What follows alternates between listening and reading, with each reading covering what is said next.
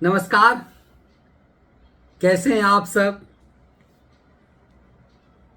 गुजरात में नरेंद्र मोदी को गाली दिया जा रहा है।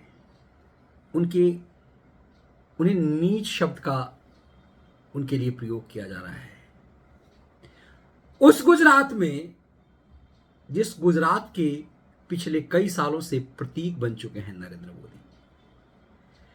वो नरेंद्र मोदी जो भारत के आजाद भारत के इतिहास में सबसे लोकप्रिय प्रधानमंत्री माने जाते हैं, जिनके लिए कश्मीर से कन्याकुमारी तक कहीं भी कोई कुछ भी करने को तैयार है, उस नरेंद्र मोदी को उसी के प्रदेश में जाकर एक ऐसा चिरकुट सा व्यक्ति जिसकी कोई पहचान नहीं है, गूगल पे सर्च कीजिए तो उसके बारे में कुछ भी नहीं मिलता, वो व्यक्ति नीच कहता है, गंदी गंदी गालियां देता है।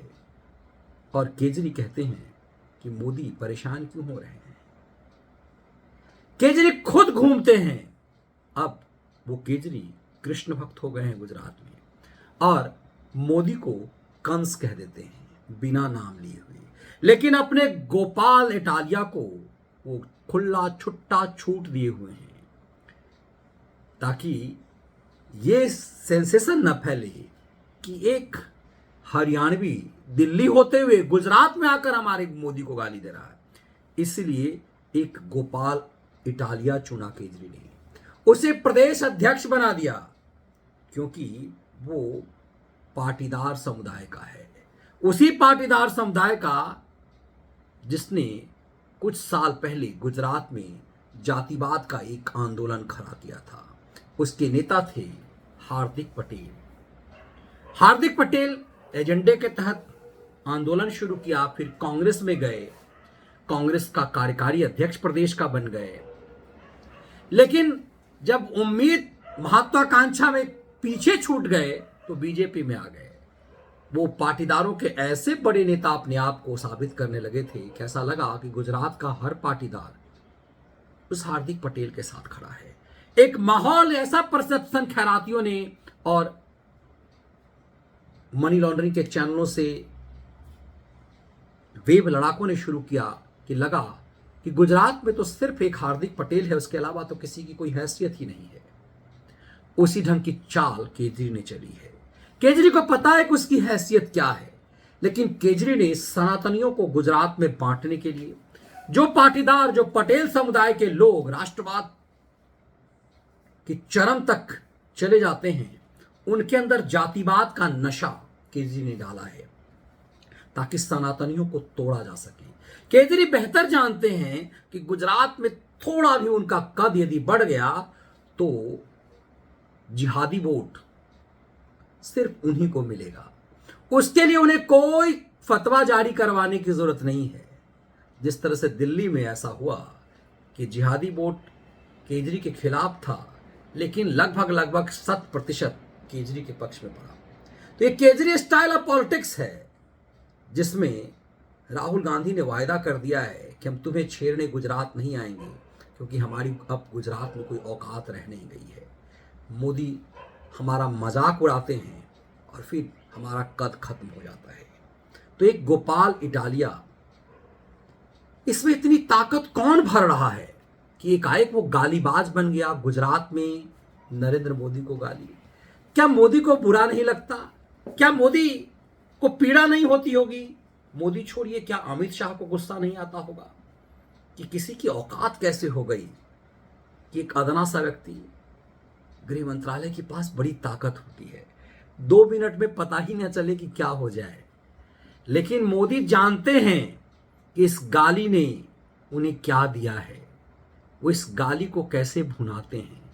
मोदी 24 घंटे के राजनीतिज्ञ हैं। कोई इटालिया, पिटालिया, गिटालिया, कोई केजरीवाल उनका क्या कर लेगा। जो जातिवाद का नशा फैलाता है कि मैं बनिया हूं तो गुजरात में बनिया, और जो कहता है कि गुजरात वालों तुम मुझे पहचानते नहीं हो, जो गुजरात को इस रूप से गाली देता हो, उसने सोचा कि मोदी के खिलाफ ज्यादा कुछ यदि गुजरात में बोले तो उनका बुरा हाल होगा। इसीलिए उसने एक इटालिया पैदा किया, और वो इटालिया एक ऐसे समुदाय से जहां 15% उसका वोट है, तो सनातनी वोट में उस 15% का एक बड़ा हिस्सा यदि केजरी काट लिए तो सनातनी वोट टूटेगा और फिर जिहादी वोट अपना होगा। इस पूरे खेल में केजरीवाल ने लड़ाई को दिलचस्प मोड़ पर ला दिया है और पूरे खेल से कांग्रेस का गायब होना महत्वपूर्ण है। लेकिन प्रधानमंत्री मोदी ने यह बात कह करके कि शहरी नक्सली हैं, और दूसरी बात कि कांग्रेस भागी नहीं है, कांग्रेस जमीन पर है, इंडिकेट उन निष्क्रिय वोटर को कर दिया है कि गांव में जो जिहादी हैं उसे कांग्रेस ने साथ लिया है और अर्बन नक्सल दूसरा खेल खेल रहा है, उसे जिहादी वोट से मतलब नहीं है। मोदी ने चोट जबरदस्त मारी है और इस बात को लेकर के भी कि शहरी नक्सलियों का पैसा कहां से आता है, शहरनुमा राज्य का मुख्यमंत्री आखिर गुजरात में ऐसा पैसा कहां से खर्च कर रहा है, इसीलिए इशारा तो प्रधानमंत्री ने दे दिया। लेकिन केजरी जानते हैं कि नीच शब्द की कीमत 2019 के चुनाव में भी किस तरह से कांग्रेस ने चुकाई है मणिशंकर अय्यर के रूप में। और मणिशंकर अय्यर कोई कांग्रेस में इस गलती के लिए सजा नहीं पाएंगे, क्योंकि 2007 में मणिशंकर अय्यर की मम्मी, राजनीतिक मम्मी सोनिया गांधी, मौत का सौदागर शब्द का प्रयोग उसी गुजरात में करके आई थी। तो फिर उस मौत के सौदागर पर मोदी ने कैसे भुनाया था ये सबको पता है। लेकिन कांग्रेस की बात अलग है, वो देश की बड़ी पार्टी है, लेकिन केजरीवाल जैसे व्यक्ति यदि चर्चा में हैं तो बात तो कुछ और है। तो फिर शहरी नक्सली का खेल क्या है, गुजरात की जनता क्या इसे खेल खोल पाएगी? और मणिशंकर अय्यर को पूरे देश ने जो सजा दी, जो दंड दिया, जो तबाही दी उनकी आका तक को भी, तो गुजरात के अंदर जाकर के गुजरात के गौरव बन चुके उस नरेंद्र मोदी को गाली देने वाले का क्या होगा? 100% गुजराती मोदी के साथ हैं ऐसा कतई नहीं। बाहर वालों को तो यही लगता होगा कि बिहारी तो नीतीश कुमार और लालू यादव के साथ ही है, लेकिन परिणाम तो कुछ और है। वैसे ही नरेंद्र मोदी की लोकप्रियता भले ही कुछ भी हो, लेकिन गुजरात में पीक तक नफरत करने वाले गुजराती भी तो होंगे। तो क्या उसकी आड़ में केजरी जैसे व्यक्ति जिसने कहा था गुजरात वालों, तो वो खुद क्यों नहीं गाली दे रहे? क्यों गोपाल इटालिया पैदा किया है? इस खेल को समझना बहुत जरूरी है। ये वीडियो विश्लेषण आपको कैसा लगा? इसके कंटेंट यदि आपको पसंद आए तो वीडियो को शेयर और लाइक जरूर कीजिएगा, और हमारा लाइव विश्लेषण सुनने के लिए द मनीष ठाकुर शो को सब्सक्राइब जरूर कर लीजिए। बहुत बहुत धन्यवाद।